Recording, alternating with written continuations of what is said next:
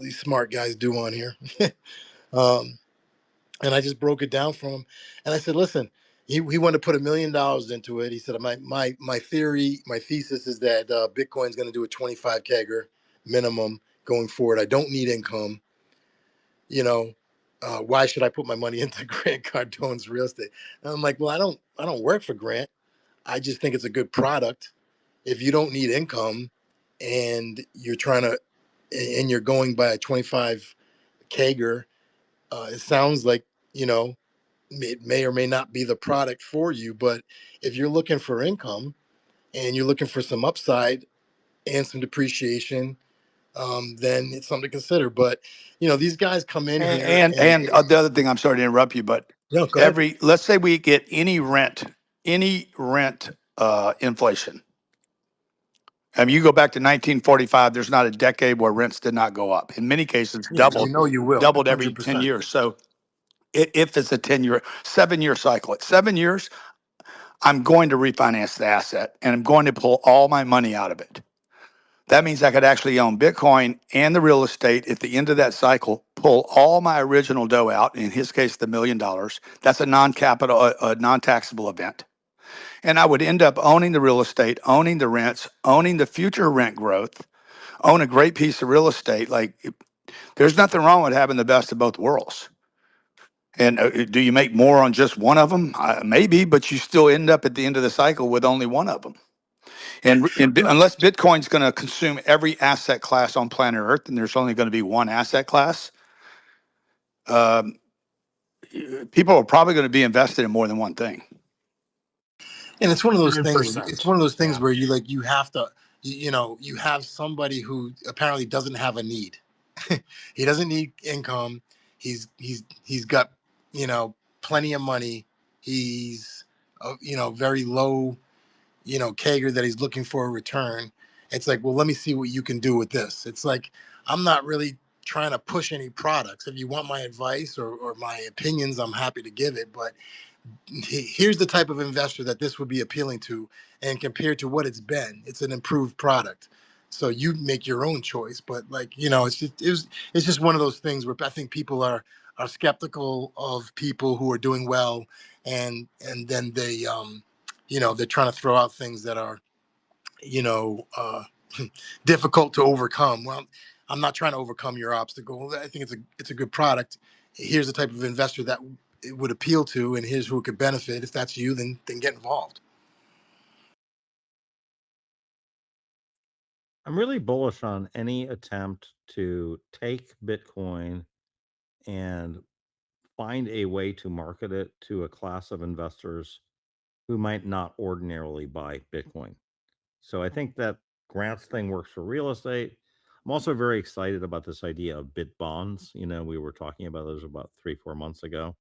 I think this is a great idea. Like, I definitely think there's going to be a lot of bond buyers who would like an instrument that looks like a bond, right? That looks like it has a maturity date, it pays in 10 years, it has a coupon, right? Well, who's going to issue it, Fred?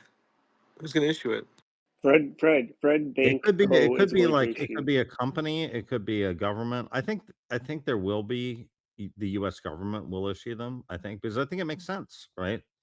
The US government can issue them without taking any Bitcoin risk, really. You know what I mean? Like, here's the thing. Let's just go over the mechanics of this, right? It's a 10-year bond, right? And it pays 1% a year. So that's nothing, right? But at the end of the 10 years, you get a minimum of, you get recouped out to 4.5%, right? Or, if Bitcoin outperforms, you get half of the appreciation on the upside.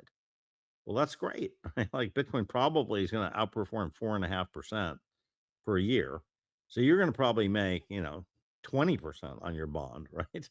Uh, and you've got the guaranteed 4.5%. You've got steady cash flows of the 1%. You've got a finite maturity. You're getting your money back. I mean, it's perfect for a bondholder who wants to hold some Bitcoin. And it also happens to be great for the US government because they get to build up their Bitcoin stockpile because what they do is the very first thing they do when they issue the bond, they do exactly what Grant Cardone's doing, is they buy some Bitcoin. That's the very first thing that they do, right? So I think the government could issue it.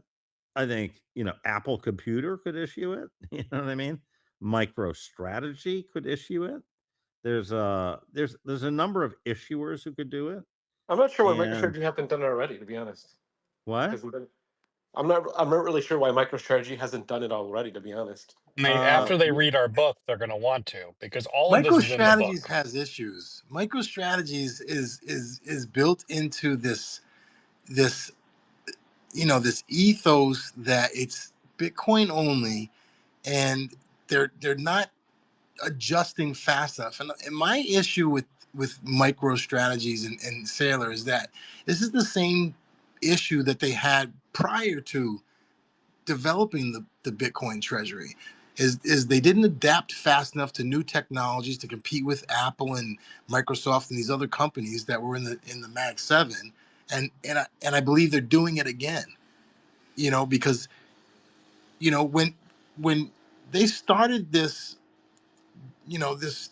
journey with the Bitcoin treasury, they started it from a place that the operation company was not competing, and it was trying to find a solution to keep the company solvent and going.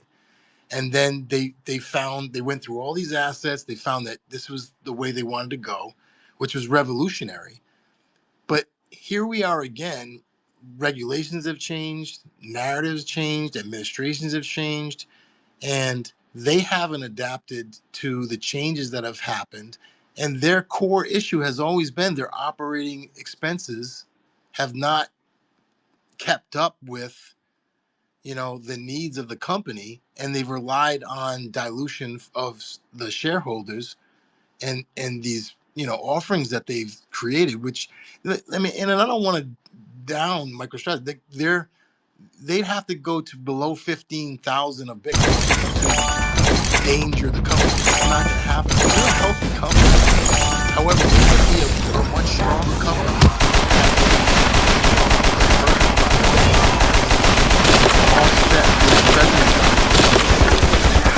which is where they've been deficient since prior to this Bitcoin treasury and to now.